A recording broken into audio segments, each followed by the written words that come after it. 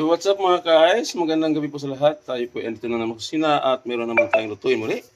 So meron po tayo ditong nabiling ulo na isdang talakito. Ay ate po itong sisigangin. So yan ang tawag sa ating lulutuin ngayon. Sinigang sa miso, ulo ng isdang talakitok. Tubig, Ice TV, malamig na tanong.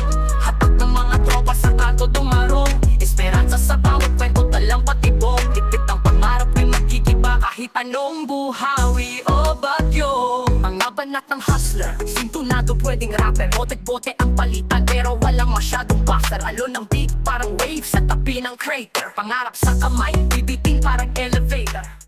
So ano natin gagawin? Pahit muna tayo dito sa ating kawali. Yan ang luya. Salutagan natin yung bawang.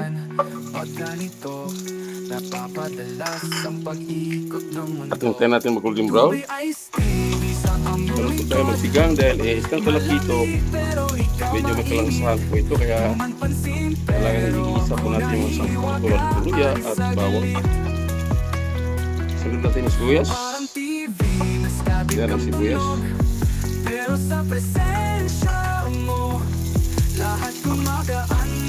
Antayin natin siya mag-golden brown. So yan, mag-golden brown na po. Isunod natin yung kamatis. So yan ang kamatis. At isunod na rin natin yung ating siling sigang or siling green. So yan, naluto na yung ating kamatis. So maglagay po tayo ng pamintang durog. At maglagay po tayo ng patis. Yan. Paalat sa ating sinigang. So kasunod dito ilagay na natin yung ating ulo ng isdang talakitok. So ito na siya, yung ating ulo. Ilalagay na po natin. Yan. Yan, napakasarap yung ating sinigang. Simpleng luto na po. Tulad ng sinasabi ko. Magaling magluto, basta't may lulutuin. So yan, kumatas na po yung ating isdang ulo ng talakitok. Lalagyan na po natin siya ng tubig. Ito po yung tubig natin lalagay. Ang tamang tubig na po siya. Masyado marami. Isang ulo na po yan. Ating pinakain na po natin yung kumulo. Yan, ito na siya. Kumulo na po siya. Ating nilulutong sinigang ulo ng isdang talakitok. Yan na po siya. Kumulo na po siya. So yun, titikman po natin.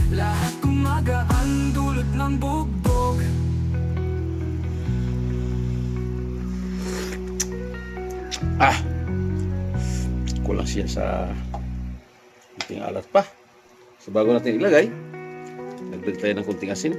Ilagay muna natin yung ating sinigang sa miso. Ito na yung powder. Ito na yung pagpaasim sa ating sinigang. Sinigang sa miso, ulo ng isdang talakitok.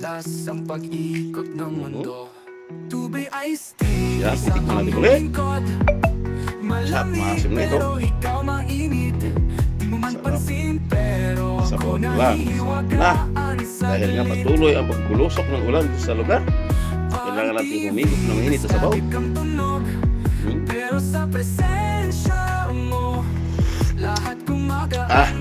Yan siya. Maasim na po siya. So, ilagay na natin yung ating kangkong. Ito na. Ating gulay na kangkong lagyan natin. So yan, may konti. Okay, luto na po yan. Tayo na ikakain ng hapunan. So yan, ito na po yung ating menu for today. Luto na po mga guys. So titikpan na po natin yung ating sinigang sa miso, ulo ng isdang talakitok.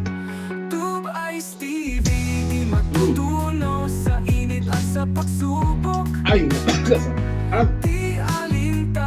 Ang init sa tanghali, handa mag-deliver at maghintay. Kahit Sinabawang, may ulam sa punan.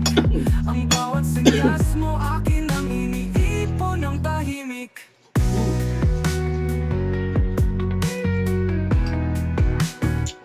Hindi mo umaabot sa kalawakan, mga kaibigan na tagpuan. Sa YouTube di ko kayang makalimutan Pero sa napakasarap damdamin ito. Tila guguhit ng tadhana. Yan ang mata. Nagigiti na yung mata. Tubi Ice TV sa inyong lingkod. Malamig pero ikaw mainit. Di mo man pansin pero ako nahihiwagaan sa galit. Parang TV, basta di kang tunog.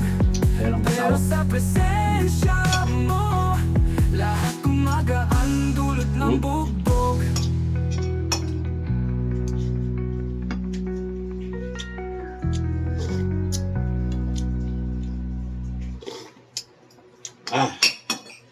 Pasarap.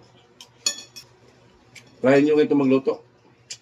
Simpleng luto lang pero napaka-vitamin sa ating katawan.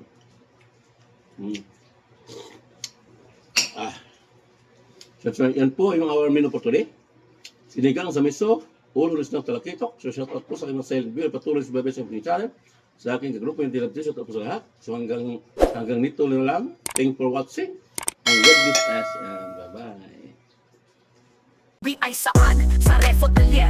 Malamig ang bawat hakbang kahit buhay ang player. Sabay tanaw sa linya, tila chessboard ang layer. Laban dilim pero asam pa rin maging player. Telebisyong eksena, alitad mga tema.